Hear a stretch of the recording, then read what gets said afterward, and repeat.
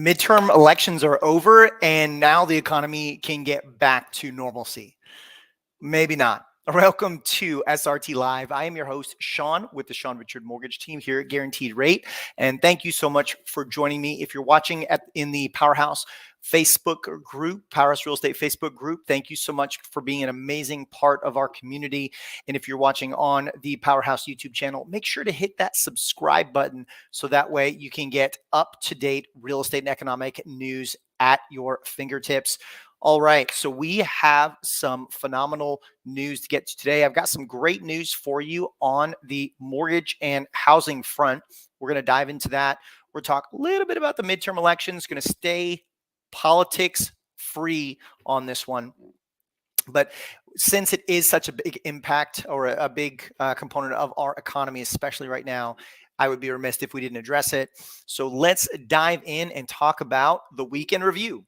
So last week, we got CPI, which for those who have been watching for a long time, that is the Consumer Price Index. This is inflation at the consumer level. We get two components to this report. We get the month-over-month numbers. We also get the year-over-year numbers. So where did this fall and why did we have such excitement in the economy over this report? Well, the answer is that CPI came in at a year-over-year number of 7.7. We only increased prices by 7.7% since last year. Yay! Doesn't sound super exciting, but considering where we've been, which is north of 8%, we are seeing a decline in inflation. Now, the question remains, is this a trend or is this an isolated occurrence? And that's what we want to watch. So month over month, CPI numbers came in at 0.4%, but this was versus the expectation of 0.6%. So got a little bit lower month over month numbers, and that brought our year over year to 7.7 versus an estimate of 8%. So below estimate is always what we want to see with inflation numbers. The market liked it. We saw the stock market rally on the news. We saw mortgage rates decline on the news. So this is exactly the type of news that we wanted to see. We also, as we do every Thursday, got jobless claims. And as we head into the holiday season, this is going to be something that we want to watch closely. So the actual week over week numbers was 225,000 on the initial claims. As a reminder, initial claims are individuals filing for unemployment for the first time. So 225,000 week over week compared to the estimate of 220. So we're starting to see initial claims tick up again. We saw it tick up a while last year, and then we've seen it come down. And so we want to watch that as we continue to head forward. Previous reading week over week was 218,000. So we did tick up a healthy amount from that level. What is a little bit more concerning and a bigger increase was year over year numbers. We got 1.493 million continuing claims, individuals renewing their unemployment benefits. This was up 20,000 over estimates. It was a little bit above last month's number. So what we're seeing is this may allude to something I've talked about in length, which is employers holding on to employees longer, hiring starting to come down. We're going to talk about this in a minute as far as the state of the economy and how it impacts our real estate market. But these are important numbers to pay attention to. Now, this week, today, Tuesday, we got another inflation report. We got PPI, which is Producer Price Index. And this is inflation at the wholesale level. So this also was a great surprise to the positive side. Market analysts were expecting 0.4% month over month increase, and we only saw 0.2% month over month increase. And this is on the back of a 0.2% increase month over month last month's reading.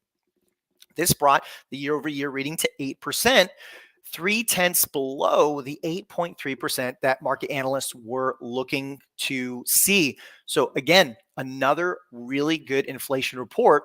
We're not anywhere where we need to be, but we're definitely moving in the right direction.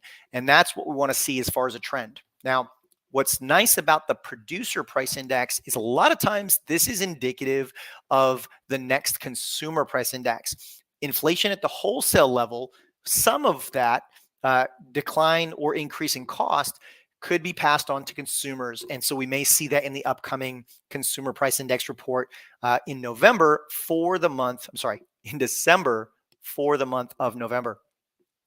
Now, looking ahead this week, relatively light news week, but we do have some impactful information or data coming out. So tomorrow we get retail sales, and I'm going to talk a little bit more in length about that here in a moment. We also get the National Association of Home Builders Housing Index, the NAHB Housing Index, and this measures builder sentiment about the housing market as it relates to their business going forward. Thursday, we get building permits. We also get housing starts. Building permits is new permits on construction projects.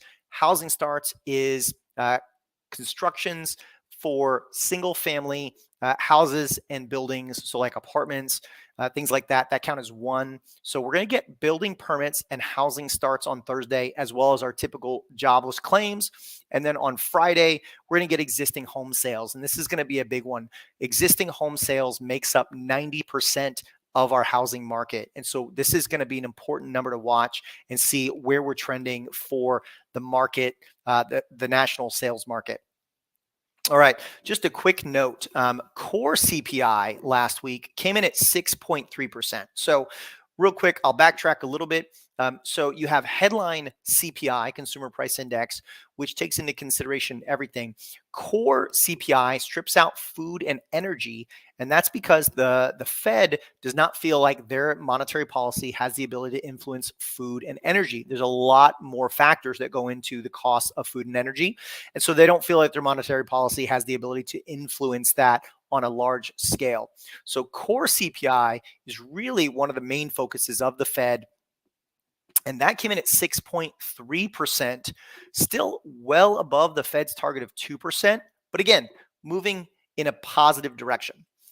All right, so what we are watching going forward, first and foremost, as we always have been watching lately, is inflation. Now, we've got two more inflation reports coming out before the next Fed meeting in December. We've got PCE, which is personal consumption expenditure, at the end of this month. And that is the Fed's favorite measure of inflation. So we're going to be paying close attention to that heading into that December Fed meeting. And then we do get another CPI, Consumer Price Index reading at the beginning of December. That'll be for November's inflation reading. And then as we see inflation start to trickle down, we're going to see mortgage rates follow suit. Inflation is the biggest the biggest proponent of pushing interest rates higher. So as we see inflation decline, we should start to see interest rates decline as well. The $1,000,000 question is, how fast are we going to see that decline? Is it going to be a slow trickle, or is it going to be a rapid accumulation going forward in the next several months? And then the other item that we are watching heading into the holiday season is the health of the economy. This is a really big impact on our housing market. If we fall into a deep recession, we're going to see a scenario where homeowners are going to stay in their homes. Home buyers are less likely to take more risk or make big changes to their finances with a purchase of a home.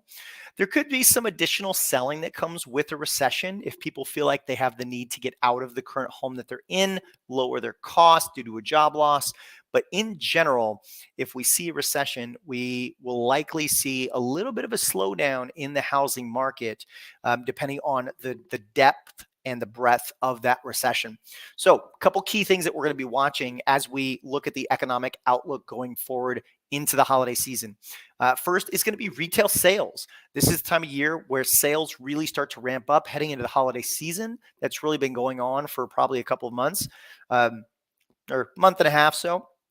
And so retail sales is going to be a big one. We're also going to see additional readings of consumer credit. We've seen over the past number of months that consumers are leveraging credit cards and credit more than they have in quite some time.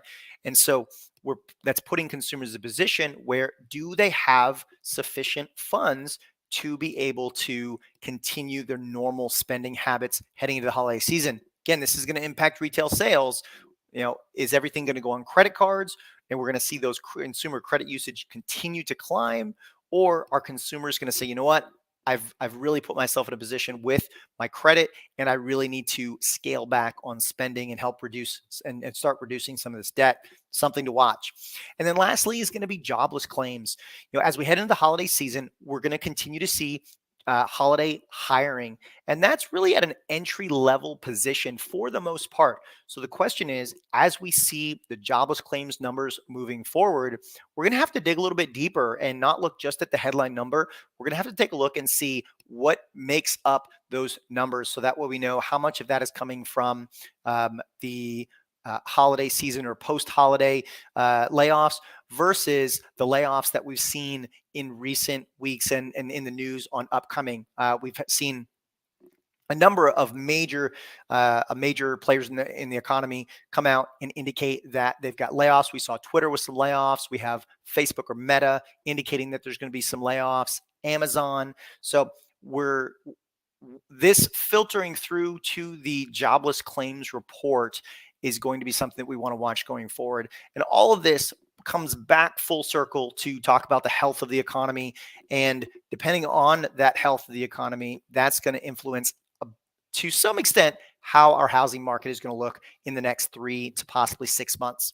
But rest assured, I will be here to bring you all of the latest and greatest news to help keep you educated on what's going on both in the housing market, real estate, and the economy, so that way you can have more impactful conversations with your clients. If you're a real estate agent, if you're a homeowner or a home buyer watching this, want to make sure that you understand what we're facing as an industry, but also the impact to you, your equity as a homeowner, or if you're a home buyer, the best way to proceed and navigate in the market that we currently have.